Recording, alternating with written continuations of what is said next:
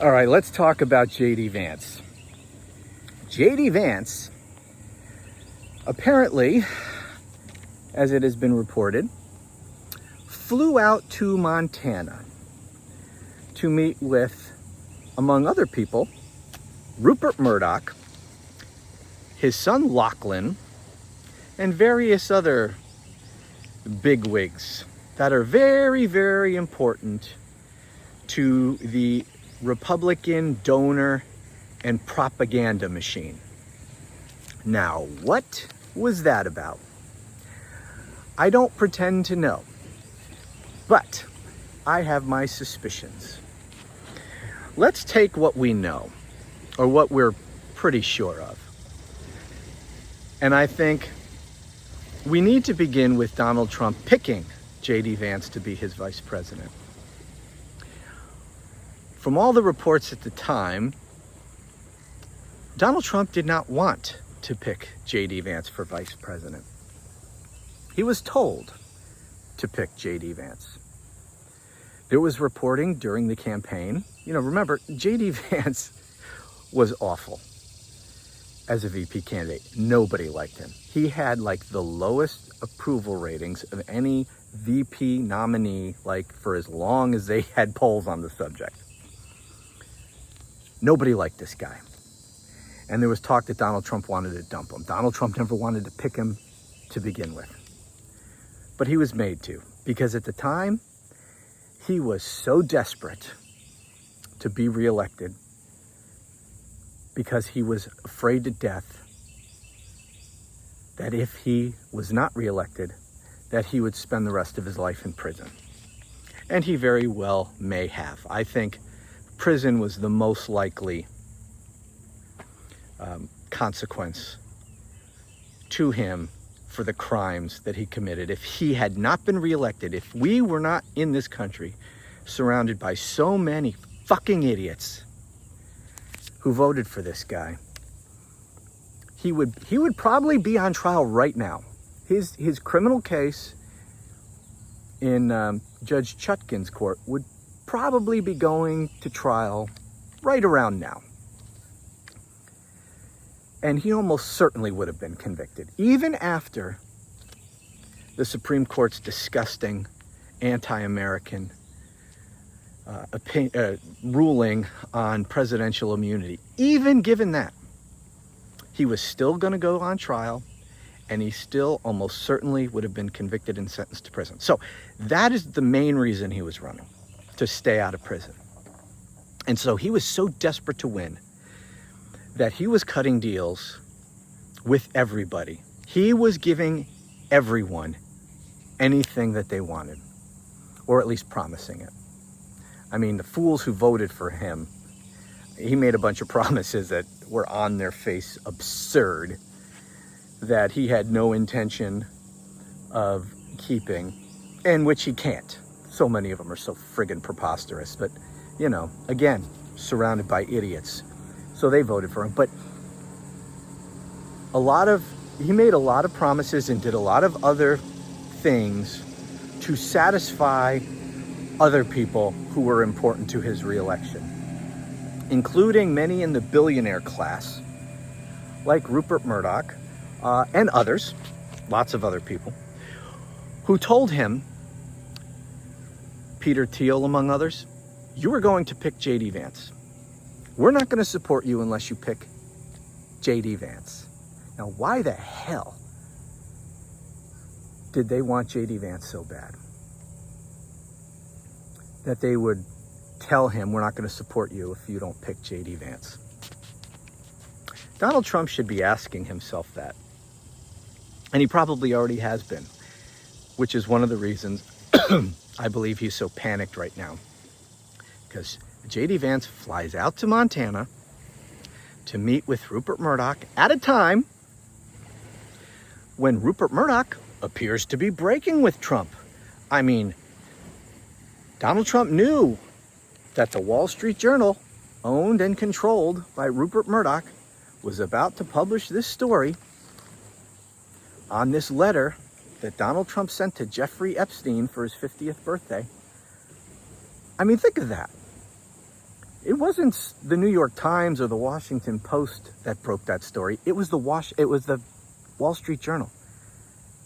Why were they even investigating that?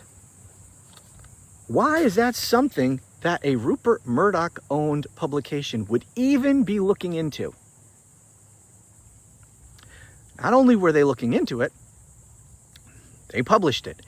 And Trump knew they were going to publish it, which is why he changed his story on the Epstein thing from, there's nothing to see here. You know, he sends Pam Bondi out there to tell everybody, oh yeah, we looked into it, and turns out Epstein really did commit suicide, and we're not going to be releasing any more information because really there's nothing more to release. It turns out there was nothing. He went from that to turning on a dime and saying, yes, there's files, essentially, but you can't believe anything in those files. It's all a hoax. The files were created by Obama and Comey and Joe Biden and the deep state. So we went from saying there's no files to, yeah, there's files, but you can't believe them. And the reason he did that now in retrospect is obvious, because we were like, what the hell is this? Well, now it's obvious. He knew that stuff was going to come out.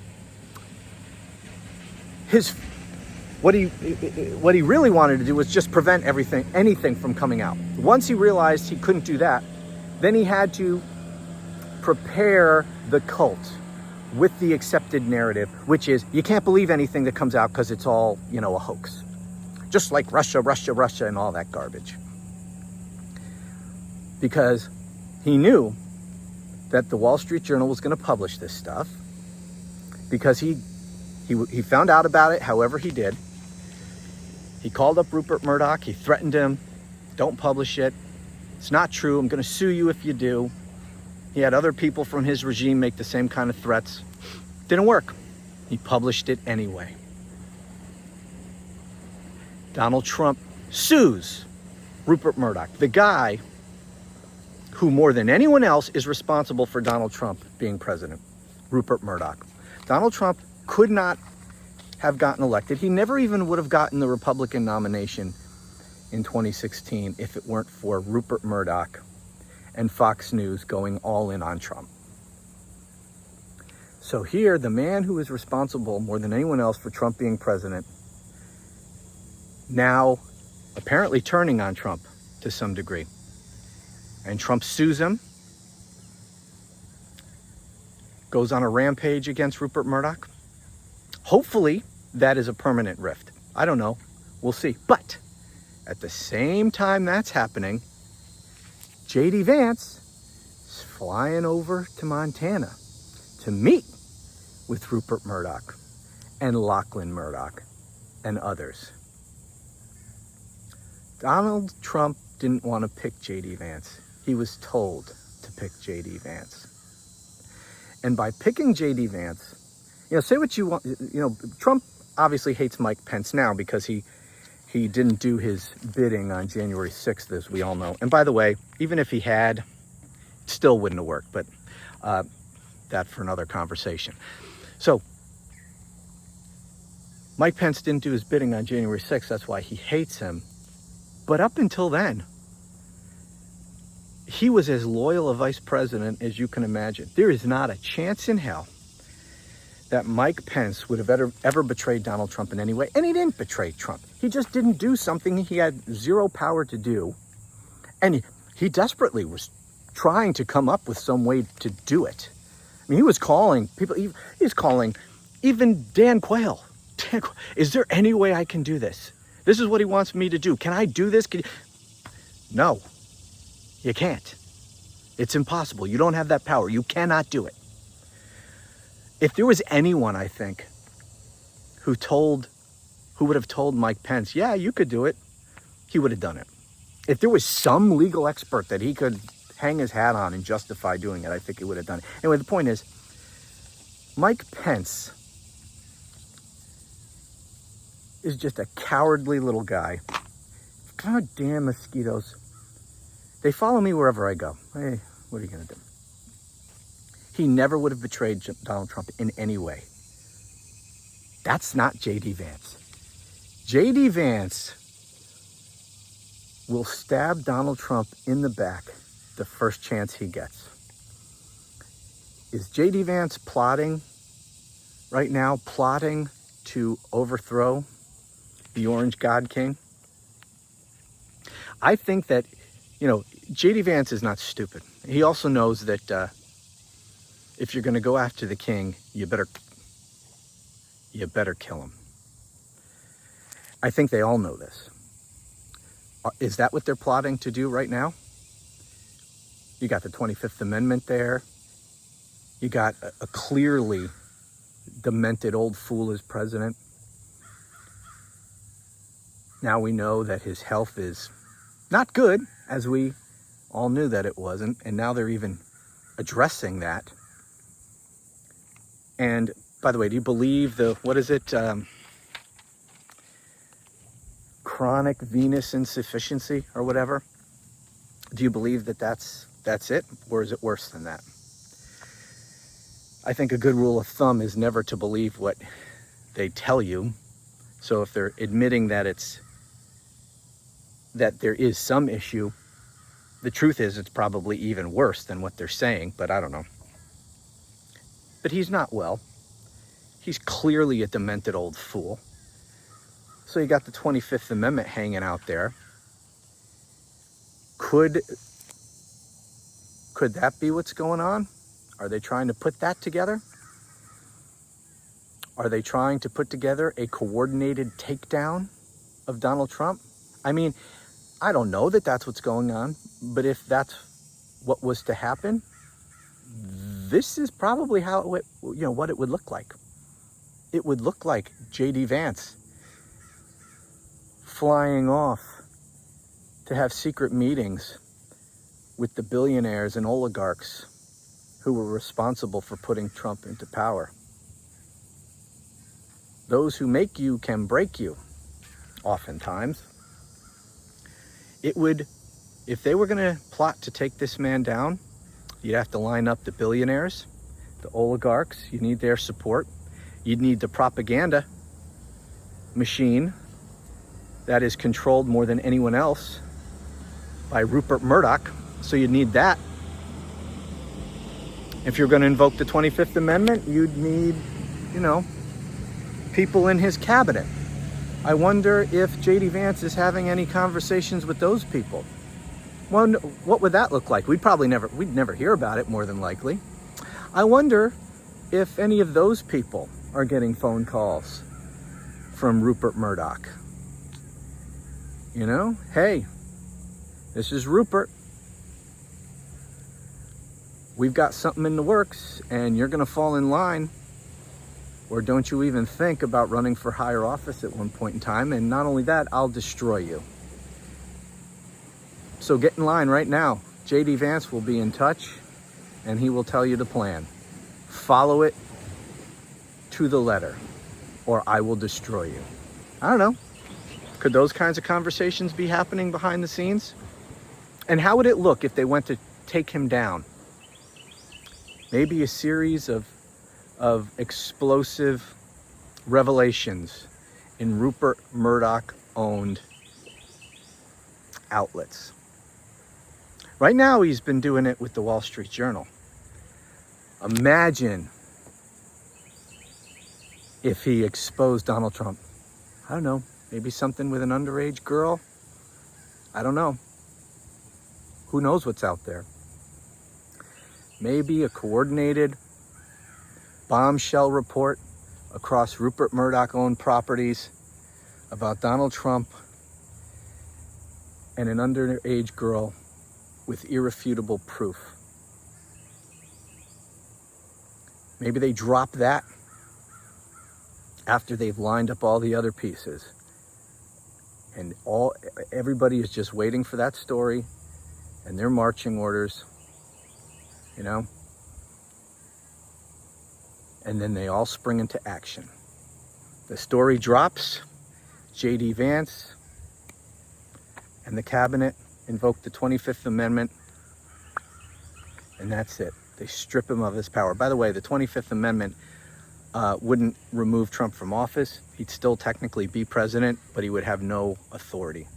course, that would be a prolonged war. It's not with the 25th Amendment, it's not a one-time and it's done. Especially if Donald Trump contested it, it would ultimately play out in Congress. So you'd have to get the Congress on board too. You'd have to get a majority of Republicans in Congress to go along with this whole plan. And if anyone was able to do it, it'd be Rupert Murdoch, because he can make the same sort of threats to those people. So, but it would be difficult, but not impossible.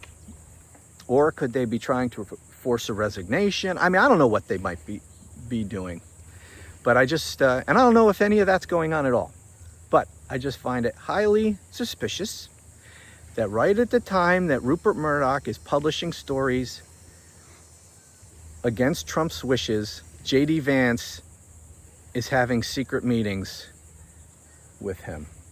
I don't know. Guess time will tell. But I know one thing for sure. This Epstein stuff is the biggest threat to Donald Trump politically that he has ever faced. Nothing else even comes close. Not even January 6th. His cult never questioned him over January 6th. In fact, they all supported that shit, if we're going to be honest. Which is why Republican politicians who initially spoke out against Trump over January 6th immediately fell back in line. It wasn't because of fear of Trump. They had already decided, okay, this is the end of Trump, I have to break with him. No, it was the cult. The fact that they never wavered in their support. They loved what they saw on TV on January 6th. The fact that Trump didn't lose the cult over January 6th is the reason everyone else fell back in line. So not even January 6th threatened Donald Trump politically the way this Jeffrey Epstein stuff does. I don't want to read too much into any of this. I don't know what's going on, but we do know about the secret meeting. And why do we know about that? Seems to me people in the know wanted us to know about that meeting, right? If Rupert didn't want us to know, if JD Vance didn't want us to know, if those people didn't want us to know about it, we wouldn't know about it. So, secret in air quotes. Anyway, we know about that secret meeting. And we know that now Rupert Murdoch is turning on Trump. I don't know. But Donald Trump is not the real power here. And these people who hold the real power, may have decided that Donald Trump has outlived his usefulness to us. People make the mistake of thinking that it's Donald Trump who is the ultimate power broker. He is not.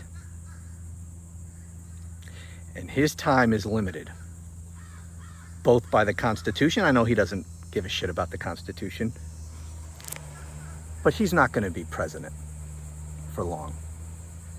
He's limited by that, and he's limited by his very poor health. He is not going to be able to give these people what they want for long. And these people are not stupid. And they may be turning the page. Donald Trump has done what they needed him to do. He is no longer useful to them, and they're making other arrangements. And if that's what's going on, then Donald Trump is toast. If the people with the real power decide to throw Donald Trump under the bus, he's done. What will come after that? I don't know. It won't be good if these people get their way in implementing whatever succession plan they might be devising. That won't be good, but it will be the end of Donald Trump. And so we'll have another battle to fight. Another battle in the war against this fascist authoritarian takeover of the United States. But the battle of Trump will be in our rearview mirror. And that would be a good thing. Anyway, that's it. Talk to you later.